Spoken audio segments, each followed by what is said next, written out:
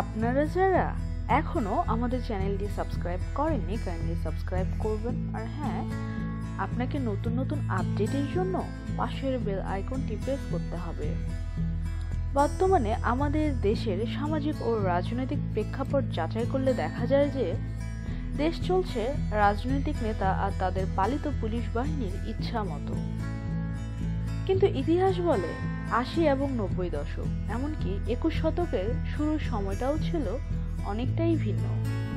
তখন নেতা কিংবা আইন শৃঙ্খলা রক্ষাকারী বাহিনীর উপরে ছিল পিচ্চি হান্নান, কালা জাহাঙ্গীর কিংবা সুব্রত বাইনের মতো গ্যাংস্টারদের হাত। মূলত তাদের দাপটের উপরেই নির্ভর করত নেতা ও পুলিশের চালচলন। নবগঠিত বাংলাদেশের ইতিহাসে সে এক কলঙ্কিত অধ্যায়। ২০০৪ সালে বিএনপি সরকারের দ্বারা গঠিত র্যাপিড অ্যাকশন ব্যাটালিয়ন এর প্রায় ২ বছরের কর্মতৎপরতায় এসব গ্যাংস্টারদের ত্রাসের রাজত্ব মোটামুটি ধ্বংস করা হয়। সেই সময়ের কুখ্যাত এবং শীর্ষস্থানীয় একজন গ্যাংস্টারের গল্প আজ আপনাদের শোনাবো। আর হ্যাঁ, আপনাকে সম্পূর্ণ ভিডিওটি মন দিয়ে শুনতে হবে। আব্দুল হান্নান নাম বললে তাকে অনেকেই চিনবে না, কারণ সে পরিচিত ছিল পিচ্চি হান্নান নামে। তখন আমাদের শৈশবকাল। যতদূর মনে পড়ে, এমন একটা দিন ছিল না যেদিন পত্রিকায় শীর্ষ সন্ত্রাসী পিচ্চি হান্নানের নাম আসেনি। তখনকার সময় পত্রিকার শীর্ষ সন্ত্রাসীদের এরকম আলাদা বিভাগ ছিল, যেখানে শুধু দেশের বড় বড় শীর্ষ সন্ত্রাসীদের কর্মকাণ্ডের আপডেট ছাপা হতো। পিচ্চি হান্নান তাদেরই একজন। চাঁদপুর জেলার চরদুখিয়া ইউনিয়নের এক নিম্ন মধ্যবিত্ত পরিবারের কর্তা জনাব ওয়াজিউল্লাহ। পেটে ভাত, সিবিজিডি, কিন্তু ঘরে ৬-৬টা ছেলেপুলে। বাধ্য হয়ে ওয়াজিউল্লাহ বড় ২ ছেলেকে সঙ্গে নিয়ে পাড়ি জমান স্বপ্নের শহর ঢাকায়। ওয়াজিউল্লাহ সাহেবের দ্বিতীয় ছেলে আব্দুল হান্নান তখন সবেমাত্র ৬ষ্ঠ শ্রেণীতে পড়ত। ওই বয়সে পরিবারের পেট বাঁচানোর তাগিদে সে বাবার হাত ধরে পা রাখে রাজধানী ঢাকায়। কে জানতো ১৯৯৬ সালে পেটের তাগিদে ঢাকায় আসা সেই পিচ্চি ছেলেটাই একদিন হয়ে উঠবে কুখ্যাত সন্ত্রাসী পিচ্চি হান্নান। ঢাকায় এসে হান্নানের বাবা কারওয়ান বাজারে ছোট পরিসরে সবজির ব্যবসা শুরু করেন। হান্নান তার বাবার সবজির দেখাশোনা করত। কিছুদিনের মধ্যে ফার্মগেট রেলবস্তি এলাকায় আরিফ নামের এক গাঁজা ব্যবসায়ীর সাথে হান্নানের পরিচয় হয়। হান্নানের কম বয়স এবং চেহারার আদরে ভাবটা কাজে লাগাতে চাইল আরিফ। টাকার লোভে সুযোগটা হাতছাড়া করেনি হান্নান। শুরু হলো গাঁজা চালানোর কাজ। আরিফের বলে দেয়া স্পটে গিয়ে গাঁজা সংগ্রহ থেকে শুরু করে নির্দিষ্ট স্থানে খদ্দেরের হাতে পৌঁছে দেওয়া পর্যন্ত পুরো কাজটাই করত হান্নান। চেহারা আর বয়সের কারণে পুলিশ কখনোই সন্দেহ করত না তাকে। এভাবে ধীরে ধীরে নিজের মতো আরো কয়েকজন ছেলেপেলে জোগাড় করে টিম বানিয়ে হান্নান ছিনতাই কাজ শুরু করে। তারপর একে একে অপহরণ, ধর্ষণ, চাঁদাবাজি, মাদক এবং অস্ত্র প্রচারের মাধ্যমে অপরাধ জগতে হান্নান পোক্ত করে নেয় তার অবস্থান। পিচ্চি হান্নানের প্রথম খুনের শিকার হয় রানা নামে এক যুবক। ফার্মগেট এলাকায় একটা বিয়ের অনুষ্ঠানে সশস্ত্র হামলা চালিয়ে এই খুন করে হান্নান বাহিনী। ততদিনে আব্দুল হান্নানের নাম সবার মুখে মুখে ছড়িয়ে গেছে পিচ্চি হান্নান নামে। খাটো গড়নের শরীরের কারণে মূলত তাকে পিচ্চি উপাধি দেয়া হয়। এই সময় ঢাকার এক শীর্ষস্থানীয় ডনের আত্মহত্যার পর ঢাকার আন্ডারওয়ার্ল্ড ২ ভাগে বিভক্ত হয়ে পড়ে। একটার নাম হয় 5 স্টার গ্রুপ, যার প্রধান ছিল লিয়াকত, এবং অন্যটা সুব্রত বাইনের 7 স্টার গ্রুপ। পিচ্চি হান্নান যোগ দেয় 5 স্টার গ্রুপে। ওই গ্রুপের উল্লেখযোগ্য আরো কয়েকজন সন্ত্রাসী ছিল কালা জাহাঙ্গীর, কচিদাদা, বিকাশ, প্রকাশ এবং নিটেল। অন্যদিকে 7 স্টার গ্রুপে ছিল সুইডেন আসলাম, মুরগি মিলন, টোকাই সাগর, জন, নিউটন, আসিফ সহ আরো অনেকে। 2 গ্রুপের মধ্যে ক্ষমতা এবং প্রভাব বিস্তারকে কেন্দ্র করে বিরোধ লেগেই থাকত। তাদের আঘাত প্রতিঘাত, খুন এবং পাল্টা খুনের মাধ্যমে ঢাকা শহরে শুরু হয় এক বিভীষিকাময় পরিস্থিতি। একই গ্রুপের হওয়ায় হান্নানের বন্ধুত্ব হয় কালা জাহাঙ্গীরের সাথে। এই লাইনে কালা জাহাঙ্গীর ছিল পিচ্চি হান্নানের অনেক উপরে। হান্নান তখন নতুন নতুন তাদের দলে ঢুকেছে। কালা জাহাঙ্গীরের সান্নিধ্যে থেকেই হান্নান নিজের আয়ত্ত বড় করতে থাকে। এরপর একদিন হঠাৎই ঢাকা জর্জ কোর্ট এলাকায় জনসম্মুখে দিন দুপুরে তারা দুজন মিলে খুন করে 7 স্টার গ্রুপের মুরগি মিলনকে। এরপর আর পিছনে ফিরে তাকাতে হয়নি। কালা জাহাঙ্গীর এবং পিচ্চি হান্নান মিলে গড়ে তোলেন এক অবিশ্বাস্য সন্ত্রাসবাদী সমাজ। শুধুমাত্র তাদের নাম শুনে লক্ষ লক্ষ টাকা চাঁদা দিয়ে দিত ছোট বড় ব্যবসায়ীরা। চাঁদাবাজি, অস্ত্র এবং মাদকের ব্যবসার মাধ্যমে অর্জিত টাকার খুব অল্প সময়ে কোটিপতি হয়ে যায় হান্নান। তখনকার উচ্চ স্তরের রাজনৈতিক নেতা থেকে শুরু করে ব্যবসায়ী কিংবা পুলিশের ঊর্ধ্বতন কর্মকর্তা সবাই ছিল হান্নানের পকেটে। সুতরাং যে কোনো অপরাধ করে খুব সহজেই পার পেয়ে যেত হান্নান। সবসময় সঙ্গে রাখত আগ্নেয়াস্ত্র এবং প্রশিক্ষণপ্রাপ্ত দেহরক্ষী। কথিত আছে এক পথচারী ফুটপাত দিয়ে হাঁটার সময় হান্নানের সাথে ধাক্কা লাগার অপরাধে সেখানে সবার সামনে হান্নান তাকে গুলি করে হত্যা করে। আন্ডারওয়ার্ল্ড থেকে হান্নান এত পরিমাণ অর্থ উপার্জন করেছেন যে তিনি তার জন্মস্থান চাঁদপুর শহরের রাস্তা স্বর্ণ দিয়ে বাধাই করার ঘোষণাও দিয়ে ফেলেছিলেন।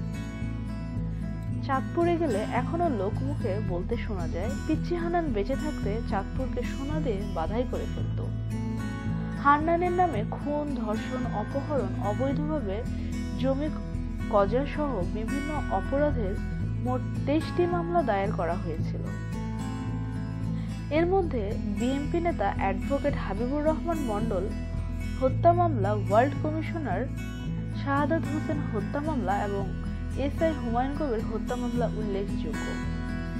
এরকম সাপোত সংকুল পরিস্থিতিতে বাংলাদেশ সরকার বিভিন্ন আইন শৃঙ্খলা রক্ষাকারী বাহিনীর চৌকো সদস্যদের নিয়ে সন্ত্রাস নির্মূলের জন্য তৈরি করলো এক বিশেষ বাহিনী র্যাব।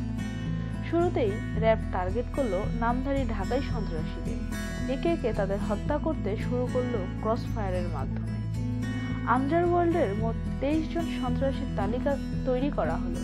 এদের মধ্যে পিচ্চি হান্নান, কালা জাহাঙ্গীর ও টোকাই সাগর সহ মোট 11 জনকে ধরিয়ে দিলে 1 লক্ষ টাকা এবং বাকিদের জন্য 50,000 টাকা পুরস্কার ঘোষণা করা হয়। বিপদ নেমে এলো কালা জাহাঙ্গীর, সুব্রত বাইন, সুইডেন আসলাম কিংবা পিচ্চি হান্নানের মতো শীর্ষস্থানীয় সন্ত্রাসীদের ঘাড়ে। এই সময় হান্নান কৌশলে বন্ধু জাহাঙ্গীরকে ইন্ডিয়ায় পাঠিয়ে দেয় এবং অন্যান্য সন্ত্রাসী কিংবা পুলিশের চোখে তাকে হত্যা কিংবা আত্মহত্যার দুই বিপরীতমুখী ধূম্রজাল ছড়িয়ে দেয়।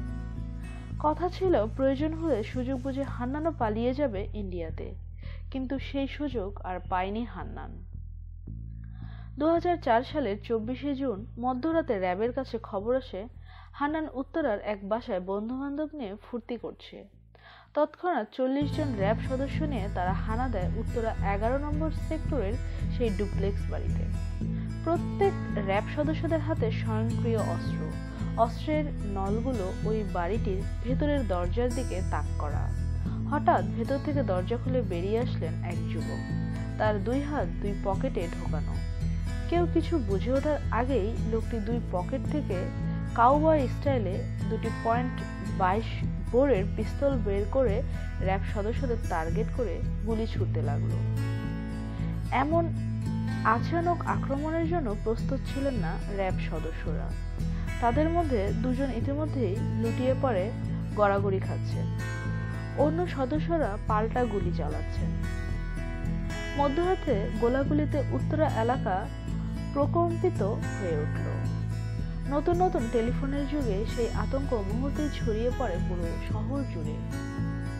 অস্ত্রধারী ওই যুবকটির শরীরে বেশ কয়েকটি গুলিবিদ্ধ হয়। ওই অবস্থাতেই লোকটি কমান্ডো স্টাইলে লাফিয়ে পাঁচিল টপকে বাড়ির বাইরে চলে যান, সঙ্গে তার 2 সহযোগীও। দ্রুত তারা চড়ে বসলেন বাইরে পার্ক করে রাখা মাইক্রোবাসে।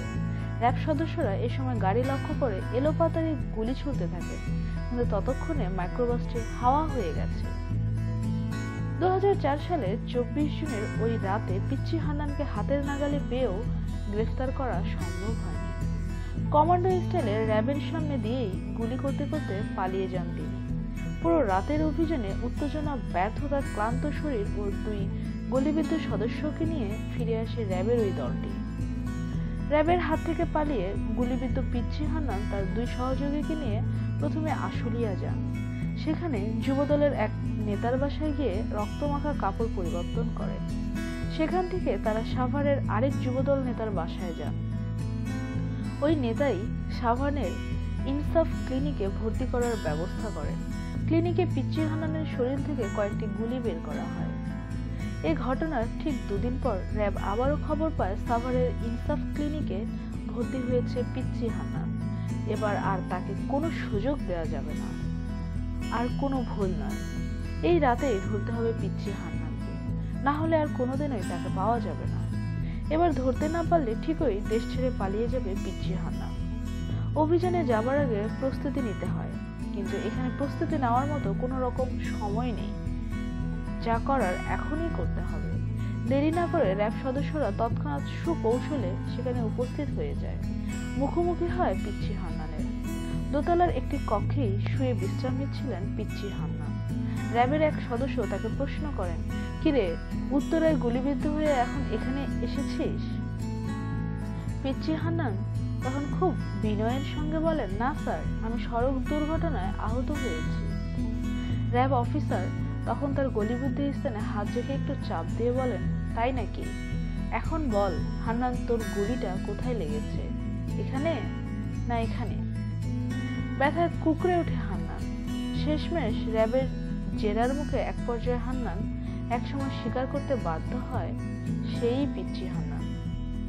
এ সময় সে র্যাবের অফিসারদের উদ্দেশ্য করে বলে, আমি এই মুহূর্তে আপনি 1 কোটি টাকা দিব, আমারে ছাইরা দেন স্যার, ফোনটা দেন, অক্ষণে টাকা আনতে বলি।